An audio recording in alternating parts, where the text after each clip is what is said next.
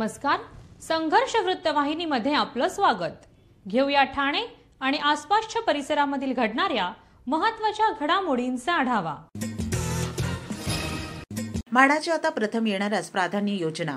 विरार कल्याण ठाण्यातील 14,000 घरे प्रतिसादाविना पडून. म्हाडाच्या कोकण मंडळातर्फे ठाण्यातील प्रधानमंत्री आवास योजनेतील अल्प उत्पन्न गटातील घरं प्रथम येणाऱ्यास प्रथम प्राधान्य तत्वावर दिली जाणार आहेत. म्हाडाच्या कोकण मंडळातर्फे प्रधानमंत्री आवास योजनेत जाहीर करण्यात आलेल्या विरार, कल्याण आणि ठाण्यातील अल्प उत्पन्न गटातील घरांना सोडतीत प्रतिसाद न मिळाल्याने आता ही घरे प्रथम येणाऱ्यास प्रथम प्राधान्य तत्वावर दिली जाणार आहेत.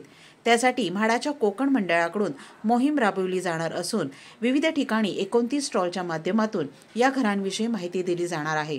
2 डिसेंबर ते 11 डिसेंबर या काळात यासाठी अर्ज करता येणार आहे. विरार येथील बोळिंज, कल्याण तालुक्यातील खोणी आणि शिरढोण, ठाणे तालुक्यातील गोठेघर आणि भंडारली येथे 14,047 घरे उपलब्ध आहेत. म्हाडा कोकण मंडळातर्फे पंतप्रधान आवास योजनेच्या माध्यमातून अनेक घरे बांधून तयार आहेत.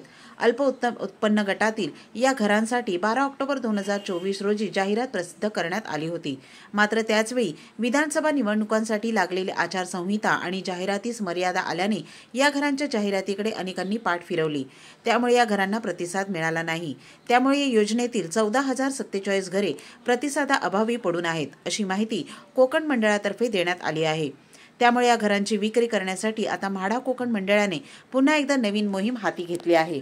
येत्या 2 डिसेंबर ते 12 डिसेंबर 2024 या काळात म्हाडाच्या कोकण मंडळातर्फे विशेष मोहीम राबवण्यात येत आहे. आता प्रथम येणाऱ्यास प्रथम प्राधान्य या तत्वावर ही घरे विक्री केली जाणार आहेत. वसई, विरार महानगरपालिका हद्दीतील विरार, बोळिंज आणि ठाणे जिल्ह्यातील कल्याण तालुक्यातील मौजे शिरढोण, मौजे खोणी तसेच मौजे भंडारली, मौजे गोठेघर येथे ही घरे उपलब्ध आहेत. या अभियानाअंतर्गत म्हाडाचे कर्मचारी नागरिकांना गृह प्रकल्पांची माहिती देणार आहेत. शिवाय म्हाडाच्या या योजनेतील घरांसाठी नोंदणी व अर्ज करण्यासंदर्भात मार्गदर्शन देखील करणार आहेत. कोकण गृहनिर्माण व क्षेत्र विकास मंडळाच्या मुख्य अधिकारी श्रीमती रेवती गायकर यांनी नागरिकांना हक्काच्या घराचे स्वप्न साकार करण्याकरता या मोहिमेत सहभागी होण्याचे आवाहन केले आहे. मोहीम नक्की कशी? म्हाडा कोकण मंडळातर्फे सदनिकांची माहिती lottery.mhada.government.in या संकेतस्थळावर देण्यात आली असून तेथे नोंदणीही करता येणार आहे. सोबतच मंडळातर्फे आता विविध 29 ठिकाणी स्टॉल उभारण्यात आले असून तेथे मंडळाचे कर्मचारी या योजनेबद्दल माहिती देतील. वसई, विरार, मीरा भाईंदर, उल्हासनगर, नवी मुंबई, कल्याण, डोंबिवली, ठाणे आणि पालघर महापालिकांच्या कार्यालयात, तहसील कार्यालयात, उपविभागीय कार्यालयात हे स्टॉल लावण्यात आले आहेत. ठाणे महानगरपालिकेचे मालमत्ता कर म्हणजेच प्रॉपर्टी टॅक्स भरण्याचे आवाहन. सन 2022-23 या आर्थिक वर्षाचे मालमत्ता कराचे म्हणजेच प्रॉपर्टी टॅक्सचे बिल ठाणेकर करदात्यांना महापालिकेमार्फत आर्थिक वर्षाच्या सुरुवातीस म्हणजेच माहे एप्रिल 2022 मध्ये देण्यात आलेले आहे. तथापि अद्यापही काही करदात्यांनी मालमत्ता कर महापालिकेकडे जमा केलेला नाही. सध्या आर्थिक वर्षाचा अंतिम टप्पा सुरू झाला आहे. मालमत्ता कर वसुलीसाठी महापालिकेतर्फे कडक कारवाई हाती घेण्यात आली आहे. या अंतर्गत जंगम मालमत्ता, टीव्ही, फ्रीज, वाहन व इतर जप्त करणे तसेच स्थावर मालमत्ता वॉरंट बजावून जप्त करण्यात येत असून मालमत्तेचा जाहीर विक्रीद्वारे लिलाव करून कराची रक्कम वसूल करण्यात येत आहे. मालमत्तेस पाणी पुरवठा करण्यात येणारे नळ संयोजन खंडित करण्यात येत आहेत. त्याचप्रमाणे थकीत मालमत्ता करावर 2% व्याज आकारले जात असल्याने भरावयाची रक्कम वाढत आहे. आपला मालमत्ता कर propertytax.thanecity.gov.in या लिंकद्वारे तसंच गुगल पे, फोन पे, पेटीएम याद्वारे ऑनलाईन पद्धतीने करण्याची सुविधा उपलब्ध करून दिली आहे. शनिवार, रविवार व सार्वजनिक सुट्टीच्या दिवशी नागरिकांना मालमत्ता कर भरणे सोयीचे व्हावे याकरता महापालिकेचे मालमत्ता कर संलग्न कार्यालय या दिवशी कार्यान्वित ठेवण्यात आलेले आहे. तरी मालमत्ता कर वसुलीची अप्रिय कारवाई टाळण्याच्या दृष्टिकोनातून मालमत्ता कर भरून महापालिकेस सहकार्य करावे. धन्यवाद. पूर्व द्रुतगती महामार्गावर अपघात, चालक जखमी. पूर्व द्रुतगती महामार्गावरील कॅडबरी जंक्शन परिसरात बुधवारी सायंकाळी कंटेनर उलटल्याने अपघात झाला. या अपघातात कंटेनर चालक कमलेश कुमार जखमी झाले असून त्यांच्या दोन्ही पायांना दुखापत झाली आहे. पूर्व द्रुतगती महामार्गावरील कॅडबरी जंक्शन परिसरात बुधवारी सायंकाळी कंटेनर उलटण्याने अपघात झाला. या अपघातात कंटेनर चालक कमलेश कुमार जखमी झाले असून त्यांच्या दोन्ही पायांना दुखापत झाली आहे. चालकाने रुग्णालयात जाण्यास नकार दिल्याने त्यांच्यावर प्रथमोपचार करण्यात आल्याची माहिती ठाणे महापालिकेच्या आपत्ती व्यवस्थापन विभागाने दिली. या अपघातामुळे कॅडबरी परिसरात वाहतूक कोंडी झाली होती. नवी मुंबई नावाशेवा येथून गुजरातच्या दिशेने कंटेनर वाहतूक करत होता. हा कंटेनर बुधवारी सायंकाळी 4 वाजताच्या सुमारास कॅडबरी जंक्शन उड्डाणपुलाजवळ आला. त्यावेळी कंटेनर चालक कमलेश यांच्या वाहनावरील ताबा सुटून कंटेनर उलटला. या अपघातात कमलेश यांच्या दोन्ही पायाला आणि पाठीला किरकोळ दुखापत झाली.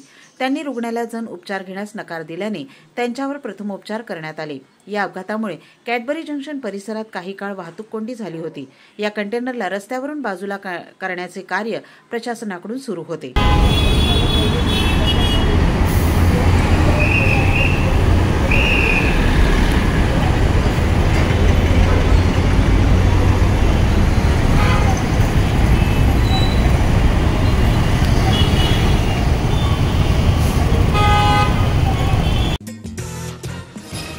अनधिकृत फलक हटवण्याची मोहीम दररोज राबवण्याचे महापालिका आयुक्त सौरभ राव यांचे आदेश. दंड वसुली आणि गुन्हा दाखल करणे याचा सहाय्यक आयुक्तांनी आढावा घ्यावा. ठाणे महापालिका क्षेत्रात अनधिकृत फलक, पोस्टर्स, बॅनर्स हटवण्याची मोहीम दररोज राबवण्याचे आदेश महापालिका आयुक्त सौरभ राव यांनी सर्व सहाय्यक आयुक्तांना दिले आहेत. त्याचबरोबर नोटिसा देणे, दंड वसुली आणि गुन्हा दाखल करणे याचा सहाय्यक आयुक्तांनी दैनंदिन आढावा घ्यावा असेही आयुक्त राव यांनी स्पष्ट केले आहे. महापालिका क्षेत्राचे विद्रुपीकरण थांबवण्यासाठी दैनंदिन मोहीम राबवून अनधिकृत फलक हटवण्याची आवश्यकता आहे. त्याबाबत माननीय उच्च न्यायालयाचे अतिशय काटेकोर आदेश आहेत. त्याचे पालन सगळ्यांनी करावे. अनधिकृत पोस्टर, बॅनर, फलक लावला की त्यावर नोटीस, दंड आकारणे आणि गुन्हे दाखल करणे ही कारवाई अतिशय प्रभावीपणे करण्यात यावी असे आयुक्त राव म्हणाले. ठाणे महापालिकेच्या नागरी संशोधन केंद्र येथे आयुक्त सौरभ राव यांनी बुधवारी सायंकाळी सर्व उपायुक्त, सहाय्यक आयुक्त, विभाग प्रमुख, कार्यकारी अभियंता यांची आढावा बैठक घेतली. त्यास अतिरिक्त आयुक्त 1 संदीप माळवी, अतिरिक्त आयुक्त 2 प्रशांत रोडे, नगर अभियंता प्रशांत सोनाग्रा उपस्थित होते. उपायुक्त मुख्यालय जी गोदेपुरे यांनी यावेळी विविध विभागांकडील कामांचा आढावा घेणारे सादरीकरण केले. जानेवारी महिन्यात वृक्ष छाटणीचा पहिला टप्पा. दरवर्षी पावसाळ्याच्या आगमनापूर्वी केल्या जाणाऱ्या वृक्ष छाटणीबाबत तक्रारी येतात. त्यामुळे आयुक्त राव यांनी ही वृक्ष छाटणी 2 टप्प्यात करण्याचे निर्देश दिले होते. त्यानुसार उद्यान विभागाने नियोजन केले आहे. जानेवारी महिन्यापासून झाडांच्या वाढलेल्या आणि धोकादायक परिस्थितीतील फांद्या, धोकादायक वृक्ष यांची पाहणी करून त्यांच्या छाटणीचे काम हाती घेण्यात येणार आहे. हे काम वेळेत सुरू करण्याची सूचना आयुक्त राव यांनी बैठकीत दिली. शाडूच्या मूर्ती किफायतशीर दरात मिळाव्यात म्हणून प्रयत्न करावा. आणि महापालिका क्षेत्रात सन 2024च्या गणेशोत्सवात सुमारे 30% मूर्ती या शाडूच्या होत्या. हे प्रमाण पुढील वर्षी वाढवण्यासाठी पर्यावरण विभागाने 6 महिन्यांचा कालबद्ध कार्यक्रम हाती घ्यावा असे निर्देश आयुक्त राव यांनी दिले आहेत. सन 2025च्या गणेशोत्सवात ठाणेकरांचा शाडूच्या मूर्तीकडील कल वाढावा, यासाठी त्या मूर्ती किफायतशीर कशा होतील यासाठी प्रयत्न करावेत. मूर्तिकार, गणेश मंडळे, पर्यावरण विषयातील संस्था यांच्या मदतीने याबाबत जनजागृती करण्यात यावी. मूर्तिकारांशी संवाद साधून त्यांना शाडूची माती आणि कार्यशाळेसाठी जागा आगाऊ उपलब्ध करून द्यावी असेही आयुक्तांनी सांगितले. रस्तोरस्ते लागणाऱ्या मूर्ती विक्री केंद्रांऐवजी केंद्रित पद्धतीने ठिकाणच्या मोकळ्या जागांमध्ये मैदानात स्टॉलची व्यवस्था करावी, म्हणजे रस्ते, वाहतूक आणि पादचाऱ्यांना अडथळा येणार नाही याची दक्षता सहाय्यक आयुक्तांनी आपापल्या प्रभागात घ्यावी असे आयुक्त म्हणाले. ठाण्याच्या कारागृहात बागडणार नन्हे कदम. महिला कैद्यांच्या मुलांसाठी बालवाडी उपक्रम. ठाण्याच्या मध्यवर्ती कारागृहात आता बच्ची कंपनीचा किलबिलाट ऐकायला येणार आहे. कारागृहात शिक्षा भोगत असलेल्या महिला कैद्यांच्या मुलांसाठी नन्हे कदम या बालवाडीचा शुभारंभ आज करण्यात आला. एखाद्या गुन्ह्यात शिक्षा झालेली आई कारागृहात असताना त्यांची मुले आता कारागृहातच शिक्षणाचे धडे गिरवणार आहेत. ठाण्याच्या मध्यवर्ती कारागृहात सध्या जवळपास 140 महिला विविध गुन्ह्यात शिक्षा भोगत आहेत. त्यापैकी अनेक महिला कैद्यांच्या मुलांना शिक्षणापासून वंचित राहावे लागत असल्याने कारागृह प्रशासनाने प्रवेशद्वाराजवळ बालवाडी तसेच पाळणाघराची उभारणी केली आहे. कारागृहातील महिला कैद्यांसोबत असलेल्या वयवर्षे 3 ते 6 वयोगटापर्यंतच्या मुलांना कारागृहाच्या बाहेर सर्वसामान्य मुलांप्रमाणे बालवाडीचा आनंद घेता येणार आहे. ठाणे कारागृहात सद्यस्थितीत महिला कैद्यांच्या 4 मुलांनी आज अंगणवाडी प्रवेश केला. अंगणवाडी झाल्यानंतर मुलांना संध्याकाळी पुन्हा त्यांच्या आईकडे सुपूर्द करण्यात येणार आहे. तसेच ज्या महिला अधिकारी कर्मचारी कारागृहात आपले कर्तव्य बजावत आहेत त्यांच्या मुलांना घरी सांभाळ करण्यासाठी कोणी नाही अशा 8 मुलांना नन्हे कदम पाळणाघरात ठेवण्यात येणार असल्याची माहिती कारागृहाच्या अधीक्षक राणी भोसले यांनी दिली. दिव्यातील खासगी शाळेत धक्कादायक प्रकार. अल्पवयीन विद्यार्थिनीवर वर्गातच अनोळखी तरुणाकडून विनयभंग. वर्गात कोणीच नसल्याचा फायदा घेत तरुणाने केले अल्पवयीन विद्यार्थिनीसोबत अश्लील कृत्य. विद्यार्थिनी ओरडताच नराधमाने काढला पळ. सर्व प्रकार वर्गातील सीसीटीव्हीत कैद. विनयभंग करणाऱ्या नराधमावर मुंब्रा पोलीस ठाण्यात गुन्हा दाखल. शाळा प्रशासनाकडून देखील घडलेली घटना पालकांना न सांगण्यासाठी दबाव टाकला असल्याचा नातेवाईकांचा आरोप. सदरची घटना मंगळवारी घडली असून आज करण्यात आला गुन्हा दाखल. या प्रकरणामुळे मुली वर्गात देखील सुरक्षित नसल्याचं आलं समोर. तर हे होतं संघर्ष वृत्तवाहिनीचं आजचं बातमीपत्र. उद्या पुन्हा भेटू याच वेळी याच ठिकाणी ताज्या घडामोडींसह.